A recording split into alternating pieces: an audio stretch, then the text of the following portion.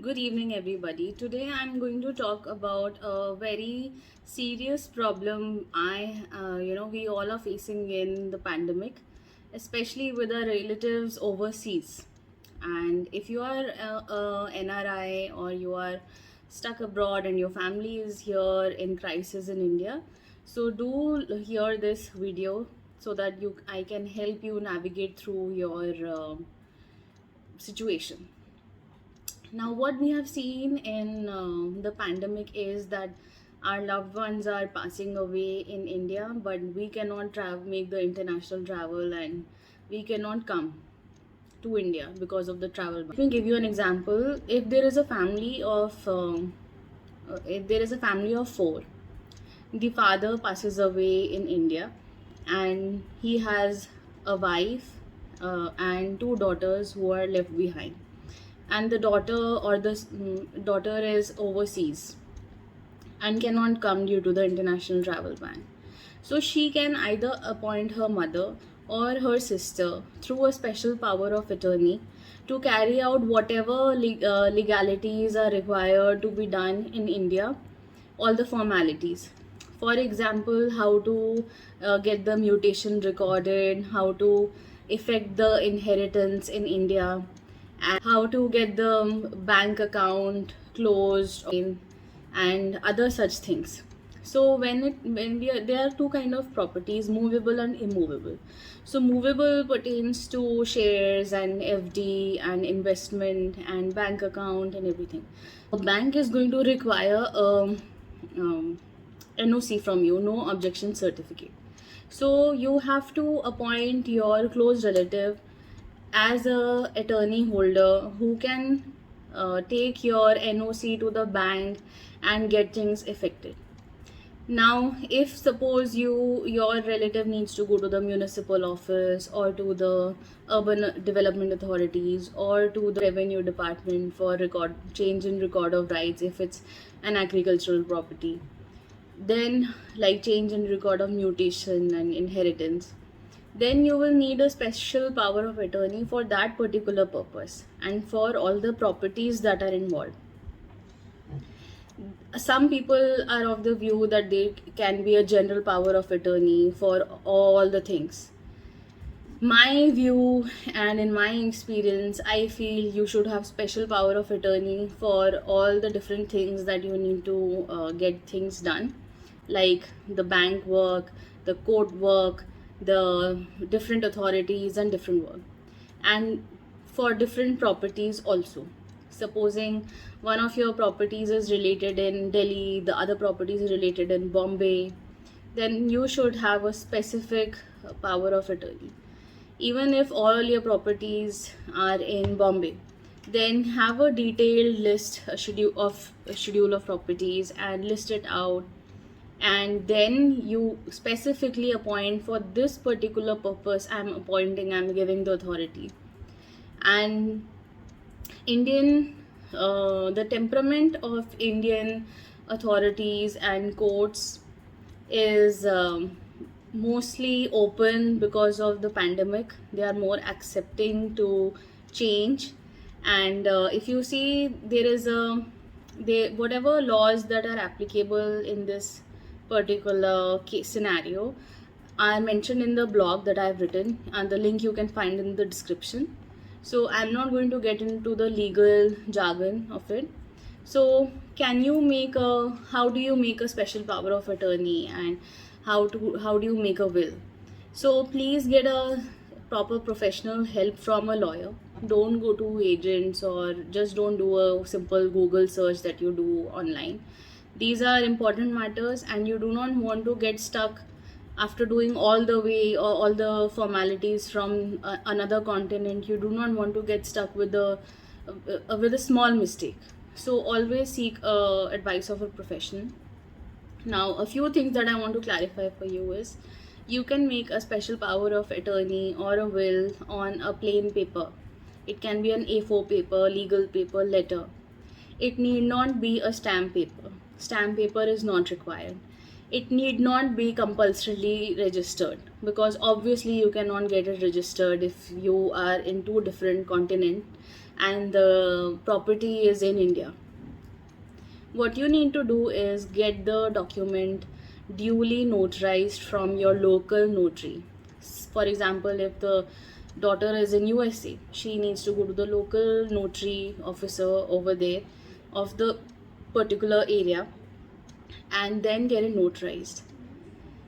So there have been times where one judge has accepted the notary, the other has not. So basically, just to be on the safer side, get the uh, government ID of the two notarizing witnesses, of the two attesting witnesses. Give your government ID, preferably an Indian government ID, and also request your notary officer to give a copy of their identification or enrollment certificate with their local bar, so that if any authority wants to do their due diligence, they can get in touch with the notary officer and confirm with the person concerned that okay, have you for yourself authenticated the document. So nobody really does it, but just to be sure. And these are some checks and balances which are inherent in our system. So you don't need a stamp paper. And do you need to notarize it? Yes, you need to notarize it. So I'm going to tell you about what apposal is. So if you get your power of attorney or will apposal, now apposal means you take the documents to the local consulate and they will authenticate the documents for you, the local embassy or the local consular service. Because it's the pandemic time, maybe their offices are closed and they are not accepting anything in person. Maybe the courier services are running over there. Otherwise, the Ministry of External Affairs website, if you go to the MIA website, you will find an e-services option. And there, that is, you will find a services option, and there you can see e-apposal procedure, how to go about it. You can do that. Also, when it comes to getting your document notarized, you have to be sure whether the country that you are in has a reciprocal relationship with India, recognizing the notary of that particular country. This detail again you can confirm with your local consulate, and you can also yourself confirm through the Gazette of India notification or through MIA.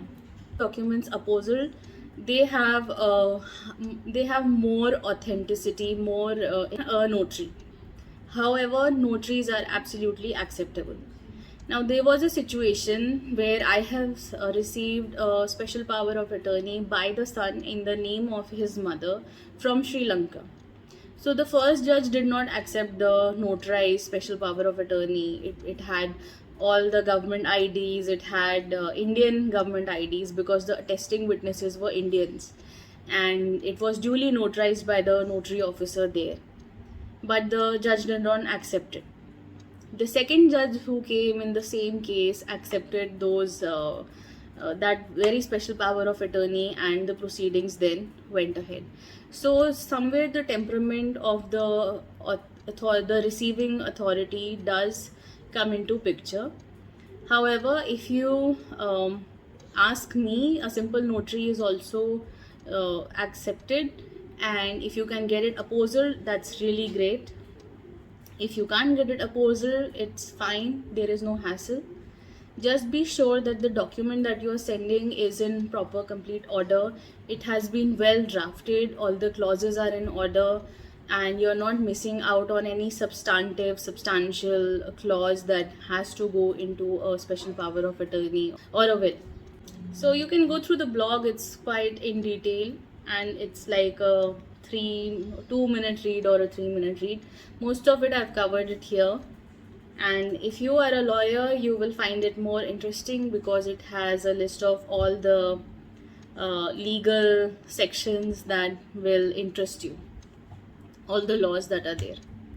So if you have any query, you can leave a comment. If you want a particular topic to be discussed, you can leave a comment, and come back for more updates. Maybe there is something interesting that could help you in these troubled times. And Did I talk about the will? I think I missed the will.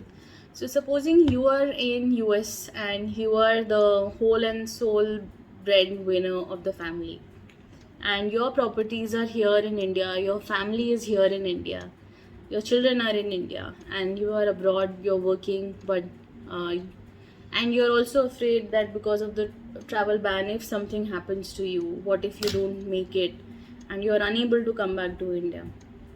Because I did have a query like this. Very a couple has children who are very small, and they are both worried that if something happens to them, there should be someone to look after their child. Because in India, we are having a lot of these random adoptions that are being taken. And please, if you know a child who is recently orphaned, do not just give that child an adoption. Give that child in the care of a uh, government adoption agency like Kara, just to prevent any kind of abuse towards child abuse towards the child, and trafficking, etc. So a lot of bad things happen in the world. So coming back to this particular case, so supposing you are stuck abroad, your family is here, your properties are in India, what do? In that case, you make a will and you communicate with your family members that should such a situation arise, this is how I want my properties in India to be dealt with. So that will be called a will. And a will does not require compulsory registration, it does not require a stamp paper, it does not require written communication, it can also be oral. But just to be sure, I always advise all my clients in all the cases that always get everything documented. If you make a video recording of your will, that is great, that is even better. And if you share your will over email, that is also very good. Again, be sure about the substantive clauses that you are using, what is supposed to go, how it is supposed to go, and do take help of a professional. And their law is a very complicated thing. You do not want to get stuck, you do not want your family members to be stuck or going into a litigation, because a lot of time what happens is the will gets challenged. Even a very valid will gets challenged. Anybody can challenge and say that it is forged. So just to safeguard yourself from these kind of exigencies in future, it is better to consult a professional and get things done through a professional. And there's another query that came to me regarding appointment of a guardian. In case we are not there, who should look after our child and what can we do? So supposing something happens to the mother and the father and the children are left behind, so how do you want to make the arrangement? Who should have the custody of the child? Who should look after the child? So these are the things that also can be covered in your will. And so for that, make sure you have well communicated your will to your close family members and friends. And when the times are better, you can also update your will or register your will. And please remember, registration of will is not a compulsory thing, and it need not be on a stamp paper. So again, let me know if you want to ask about anything else, and I can make another video on that particular topic. And come back for more updates on this space, and I will see you.